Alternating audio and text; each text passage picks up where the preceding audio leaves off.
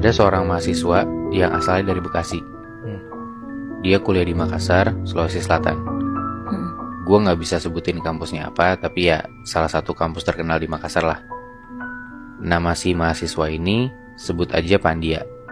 Dia ini masih tahun pertama, si maba. Anyway, ini kejadiannya sekitar 2 atau 3 tahun lalu. Nah, di waktu libur semesteran, Pandia ini gak balik ke Bekasi karena dia diajak pergi sama temennya ke Bulukumba, Sulawesi Selatan. Nah, sebut aja nama temennya yang ngajak ini Guntur. Nah, Pandia nanya dong, "Hah, ngapain ke Bulukumba?" Si Guntur jawab, "Berpetualang." Enggak deng, gue mau riset nih. Nah, jadi ceritanya tuh, si Guntur ini tuh emang doyan banget sama hal-hal mistis. Dan dia tuh ngasih tahu ke Pandia kalau dia udah ngecek-ngecek di internet. Di Bulukumba tuh ada satu suku yang namanya suku Kajang. Saking dalamnya risetnya si Guntur ini, dia ngasih tahu nih ke si Pandia, orang-orang suku Kajang tuh mereka semuanya bajunya hitam-hitam. Terus mereka tuh gak pakai alas kaki, hidupnya sederhana banget deh.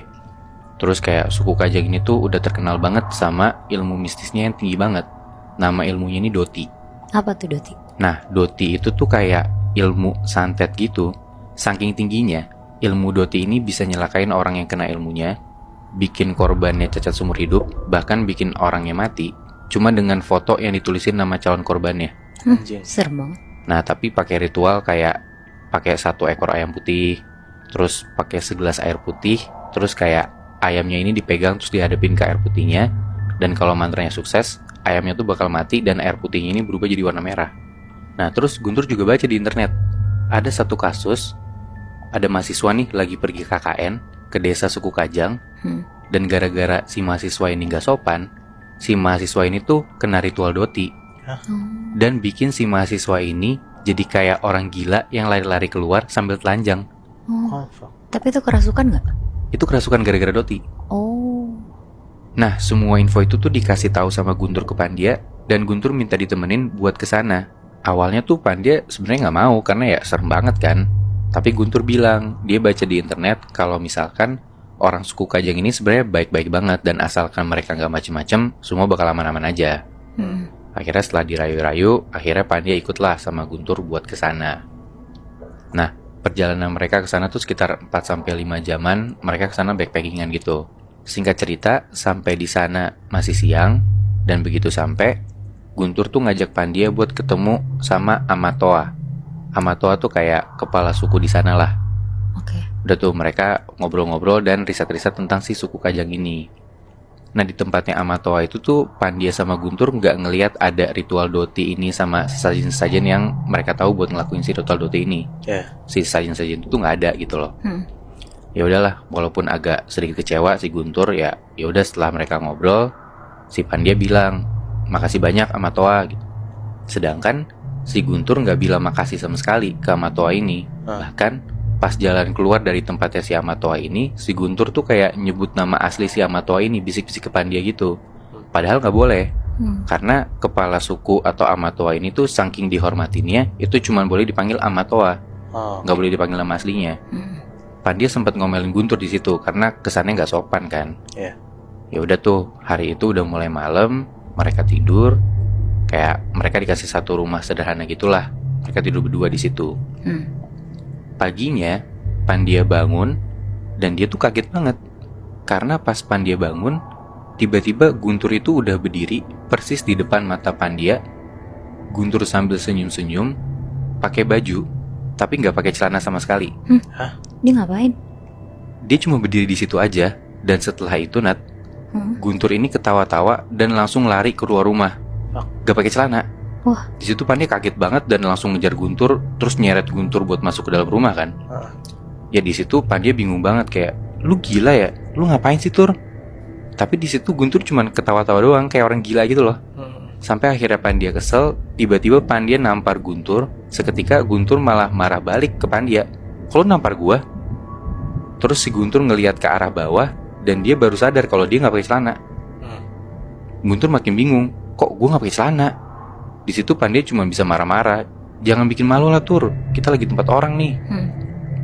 Udah tuh, setelah kejadian itu, siangnya Guntur sama Pandia ikut bantu-bantu warga di sana, kegiatan sehari-hari warga lah, kayak bercocok tanam, ngambil-ngambil bahan makanan segala macem.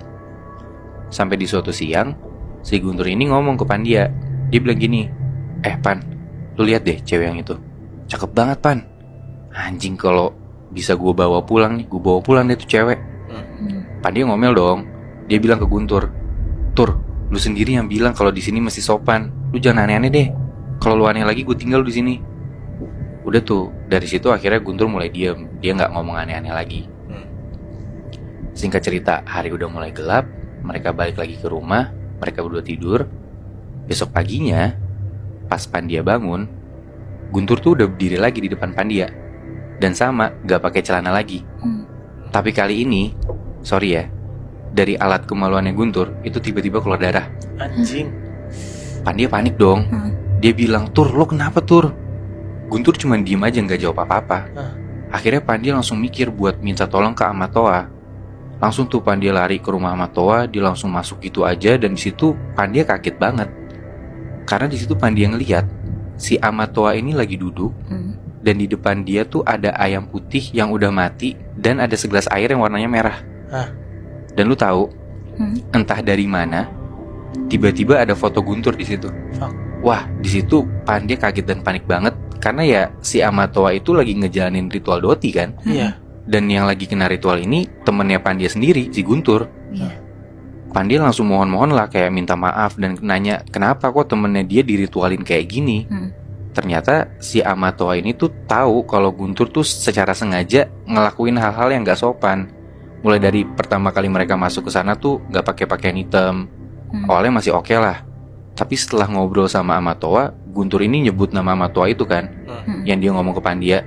Amatoanya tuh ternyata denger Guntur nyebut nama aslinya dia. Terus Amatoa tuh juga tahu kalau Guntur ternyata ngomong gak sopan di hari kedua. Yang ngomong soal cewek yang dia mau bawa pulang. Ternyata si cewek ini juga denger. Dan akhirnya cewek ini yang ternyata kerabat deketnya Amatoa juga, itu ngadu ke Amatoa. Dari situ Pandia udah gak bisa ngomong apa-apa lagi selain kayak cuma minta maaf doang. Dan Pandia tuh mohon-mohon buat temennya, ya emang salah tapi tolong disembuhin lah. Dan mereka janji buat gak ngelakuin ini lagi. Setelah Pandia udah ngomong kayak gitu, akhirnya si Amatoa ini bilang, intinya mereka harus keluar dari sini secepatnya dan jangan pernah balik lagi. Gak pakai pikir panjang, Pandia langsung cabut lari ke tempatnya Guntur. Sampai di rumah itu, Guntur masih gak karuan. Sambil panik dan buru-buru gitu, Pandia ini nampar Guntur lagi dan akhirnya Guntur sadar. Dan di situ Pandia langsung beresin barang-barang mereka dan minta Guntur buat pulang saat itu juga. Karena ya Pandia takut banget kan kalau sampai mereka tuh gak nurutin apa yang dibilang Amatoa ini buat keluar dari desa itu. Tapi Guntur tahu kalau misalnya alat kemaluan itu berdarah. Iya, dia udah sadar Muy. Nah cuman kayak si Guntur tuh ngerasa kayak yang bisa nyembuhin dia tuh cuma si Amatoa ini gitu loh. Tapi Guntur gak tahu kan kalau misalnya Pandia ini udah disuruh sama Amatoa itu buat pergi saat itu juga. Akhirnya Pandia bilang ke Guntur, Amatoa bilang kalau sampai matahari terbenam mereka berdua gak pergi, ada sesuatu yang lebih parah lagi, yang bahkan lo gak bisa keluar dari sini hidup-hidup Tur. Dari situ akhirnya udahlah, Guntur manut dan mereka untungnya bisa cabut dari sana. Apa yang terjadi sama Guntur akhirnya hilang. Dan setelah itu Guntur sama Pandia gak pernah lagi mau ke sana. Tapi akhirnya Guntur tuh gak kenapa-napa pas dia udah pulang. Untungnya sih gak kenapa-napa Nat. Ya walaupun sebelumnya ya yang tadi gue bilang. Iya makanya parah juga kan itu. Anjing, dia yang mau nyamperin buat ngeliat ritualnya tapi dia sendiri yang kena ya. Iya makanya Muy. Jadi kayak kalau menurut gue tuh saking sotoynya si Guntur ini, dia kayak nyoba-nyoba sendiri juga gitu loh buat bikin gak sopan. Sampai saking dia mau tahu Doti ini kayak gimana gitu loh. Cuman ya dia yang kena sendiri akhirnya.